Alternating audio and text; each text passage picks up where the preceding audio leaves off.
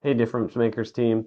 Welcome to the inaugural release of the Impact Insight Vault, where I share short stories with you from my experience or from coaching clients to help elevate your leadership, expand your influence, and make a difference. I hope you can take these insights and incorporate them into your personal style if you relate to the stories and make an impact. Our first topic is on delegation. This is a topic I'm really passionate about because it's something I struggle with as a perfectionist and constantly work on. I have found effective delegation to increase confidence, trust, productivity, and creativity, while ineffective delegation decreases each. For this first topic, I'm going to take you on a journey through my special operations career as a commander. When I first got into special operations, I had the good version of imposter syndrome. I wanted to succeed, to prove I belonged. I knew I needed to use the strengths of those around me, but I also wanted to make sure that we put forth the best products. I felt like I was always competing. I delegated, but failed to do so effectively for four reasons. One, I nagged. Two, I overcommunicated.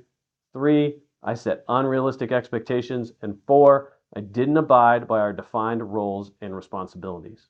When I first started out in special operations, I assumed everyone had the same drive I did. When delegating, this manifested in nagging, particularly if I thought a task was simple. If it was simple, I would personally do it right away. I expected the same from the people I worked with.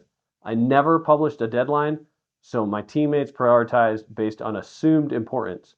Nagging led to believe that I didn't trust them to get it done and that I questioned their abilities. Next, I overcommunicated. In most cases, this is going to be a good thing and ensures everyone has a shared understanding. When trying to leverage the strengths of teammates, this isn't helpful. For me, my overcommunication stifled their creativity. It directed them to specific products and solutions. It poisoned their minds with my ideas, vice allowing them to look at the challenge from their perspective. It negated their experiences and projected mine onto them. Coupled with overcommunicating, I set unrealistic expectations. I expected them to produce exactly what I would have produced. I didn't schedule in progress reviews or updates to ensure they were on the right track either. When delivering the product, I would put extra work in after submission to get it to the level that I wanted, reducing productivity and creating an imbalance in my professional and personal life.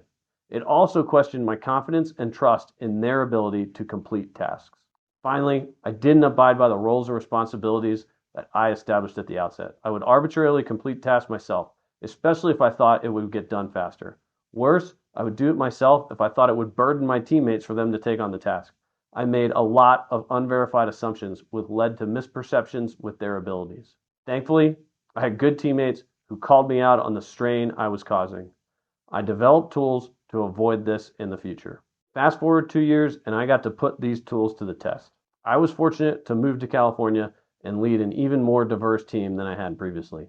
I learned from my lessons and set up controls to prevent my previous delegation failures.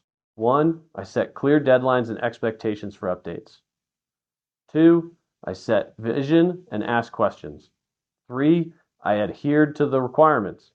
And four, I identified those things that only I could do. This first one seems intuitive, but it is still the hardest for me to sustain. I set clear deadlines and expectations for updates. For big projects, we'll do a couple different in-progress reviews. Even in response to emergent requirements, we always try to do a quick check to make sure we are on the right track. This alleviated so many issues and provided a level of comfort for me to let go. This, coupled with clear deadlines, prevented me from unnecessarily injecting into the team's flow. Next, I strive to take a coaching leader role. Instead of providing too many details, now I strive to provide just enough details and then ask questions of them. I strive to clearly articulate where we want to be by the end of the task or project without directing the team down a specific task. I take at least 15 minutes to reflect on where I think we need to go and craft that into a vision or problem statement for the team. Then I transition to questions. What else do you need before starting? What resources do you need, or what additional details would be helpful? This built confidence in the team and demonstrated my trust in their abilities to. It bolstered productivity and creativity because I did not bias their product or option development. Adhering to the stated task requirement is still a challenge, but the plan I used continues to work. If I have executed the last two controls effectively, the team has greater ownership and they also want to put the best product forward. We would generally exceed requirements. If we didn't, we would come together and critique the work completed. What went well? What could we have done differently? And what will we do differently next time? This shared sense of purpose built confidence. Finally, I adhered to the roles and responsibilities I set for my team during our initial counselings.